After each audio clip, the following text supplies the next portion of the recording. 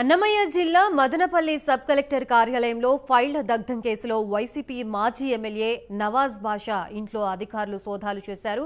ఇంట్లో దాదాపు 4 గంటలు సోదాలు చేసినా ఎలాంటి డాక్యుమెంట్లు దొరకలేదన్నారు నవాజ్. తాను అవినీతి చేస్తానంటే ఊరుకునేదే లేదన్నారు. 5 ఏళ్లలో భూ కబ్జాలు ఎలాంటి కరప్షన్ చేయలేదన్నారు. విచారణకి సహకరిస్తానని చెప్పారు. తన ఇంట్లో సోదాలు చేసుకోవడానికి పూర్తిగా సహకరించానని తెలిపారు. గత ప్రభుత్వంలో 2014 నుంచి 19 వరకు ఏమన్నా అవకతవకలు జరిగినా కూడా నేను శాసనసభ్యుడిగా ఉండి మా వైఎస్ఆర్ కాంగ్రెస్ పార్టీ ప్రభుత్వంలో కూడా వైఎస్ఆర్ కాంగ్రెస్ పార్టీ నాయకులు చేసినా కూడా నేను క్షమించలేదని చెప్పి ఎన్నోసార్లు మీ మీడియా మిత్రుల ముందని చెప్పాను.